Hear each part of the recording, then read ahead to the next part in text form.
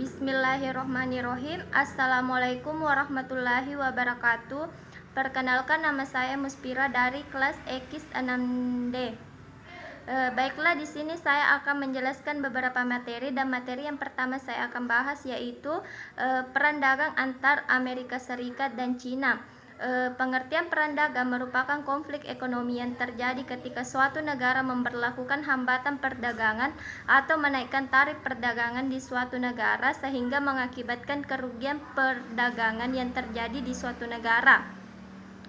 Nah, peran dagang antar Amerika Serikat dan Cina dimulai sejak tahun 2018, di mana pada saat itu pemerintah Amerika Serikat menaikkan tarif biaya masuk impor atas barang-barang Cina yang akan masuk di Amerika Serikat. Hal ini dikarenakan karena semakin luasnya defisit perdagangan antar Amerika Serikat dengan Cina. Tarif impor yang dinaikkan adalah pada produk baja sebesar 25% dan aluminium sebesar 10%. Nah, materi selanjutnya yaitu hubungan bilateral. Pengertian hubungan bilateral. Hubungan bilateral adalah jenis hubungan yang melibatkan dua pihak, biasanya digunakan untuk menyebut hubungan yang melibatkan hanya dua negara, khususnya suatu hubungan politik, budaya, ekonomi di antara dua negara. Hubungan bilateral atau multilateral juga berlaku untuk negara yang bekerja sama dengan sebuah organisasi besar di dunia dalam berbagai bidang, contohnya seperti Indonesia dengan PBB. Nah, adapun dari segi wilayahnya, kerjasama antar negara ini dibedakan menjadi dua bagian. Yang pertama itu kerjasama regional, dan yang kedua itu kerjasama internasional, di mana kerjasama regional yaitu kerjasama yang dilakukan oleh negara-negara yang berada di kawasan suatu rumpun, misalnya kerjasama yang dilakukan oleh negara-negara di kawasan Asia Tenggara. Sedangkan kerjasama internasional yaitu kerjasama yang dilakukan oleh julukan negara-negara di dunia tanpa mengenal batasan wilayahnya. Nah, ekspor dan impor. Pengertian ekspor dan impor. Ekspor adalah perdagangan dengan mengeluarkan barang dari dalam keluar wilayah pabean suatu negara dengan memenuhi ketentuan yang berlaku. Impor menurut Undang-Undang Kepabeanan adalah kegiatan mengeluarkan barang dari pabean, di mana barang yang dimaksud terdiri dari dalam negeri, barang dari luar negeri, barang bekas, dan barang baru. Ekspor dan impor pada hakikatnya adalah suatu transaksi yang sederhana dan tidak lebih dari membeli dan menjual barang antar pengusaha-pengusaha yang bertempat di negara-negara yang berbeda. Adapun pengaruh impor-ekspor dalam perkembangan perekonomian di Indonesia. Pengutamaan ekspor bagi Indonesia sudah digalakkan sejak tahun 1983. Sejak saat itu, ekspor menjadi perhatian dalam memicu pertumbuhan ekonomi seiring dengan berubahnya strategi industrialisasi dari penekanan dari industri substitusi impor ke industri promosi ekspor. Selanjutnya, kebijakan luar negeri Indonesia dalam perdagangan internasional. Perdagangan internasional biasanya dilakukan oleh dua negara yang mencapai kesepakatan bersama. Biasanya ada kebijakan perdagangan internasional yang menjadi faktor penting dalam melakukan proses perdagangan internasional tersebut. Adapun kebijakan-kebijakan internasional terdiri dari beberapa, yaitu yang pertama kebijakan politik proteksi. Kebijakan ini merupakan dari pemerintah secara langsung untuk melakukan perlindungan industri dalam negara yang menjadi pelaku impor. Yang kedua itu kebijakan biaya cukai dan tarif perdagangan. Pada waktu melakukan perdagangan internasional ke luar negeri harus ada biaya masuk. Adanya kebijakan ini membuat produksi barang impor dan ekspor makin aman. Yang ketiga, kebijakan politik free trade atau perdagangan bebas. Politik free trade tidak melarang siapapun untuk melakukan perdagangan di negara lain.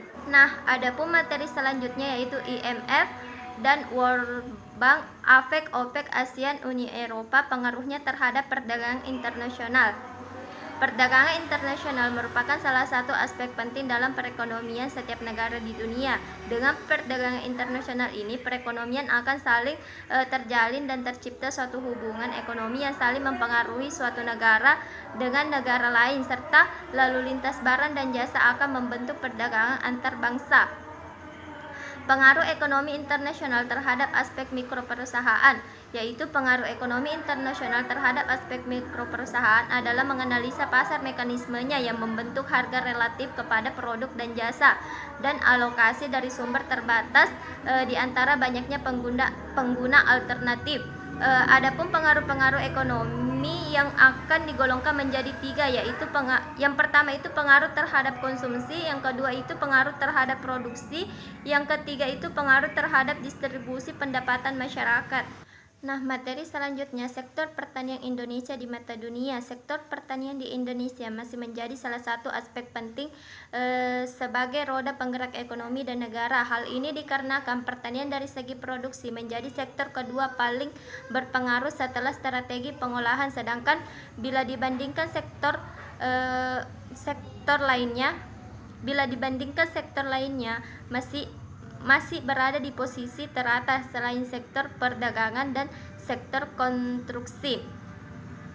Ada beberapa faktor yang bisa diungkapkan bahwa sektor pertanian menjadi penting dalam proses pembangunan, yaitu sektor pertanian yang menghasilkan produk yang diperlukan sebagai impor sektor lain, terutama sektor industri. Sebagai negara agraris, populasi di sektor pertanian membentuk proporsi yang sangat besar bagi produk. Adapun materi selanjutnya yaitu saham internasional.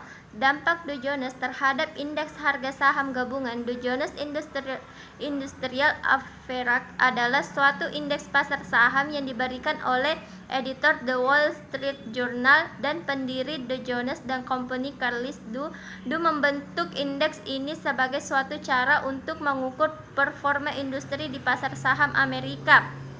Nah, adapun indeks harga saham gabungan. Indeks harga saham gabungan dalam bahasa Inggris disebut juga di Indonesia merupakan salah satu indeks pasar saham yang digunakan oleh Bursa Efek Indonesia. Indeks berfungsi sebagai indikator tren pasar, artinya pergerakan indeks menggambarkan kondisi pasar pada suatu saat, apakah pasar aktif atau tidak aktif. Dan materi terakhir yaitu Belt and Road Initiative. Suasana politik global semakin tidak menentu di tengah konflik kepentingan antar negara adidaya yang semakin meruncing. Konflik itu semakin menuju puncaknya saat perang dagang antar Amerika Serikat dengan negara-negara lain di dunia. Salah satunya adalah perang dagang antar Amerika Serikat dengan Tiongkok yang berdampak besar terhadap perekonomian di dunia.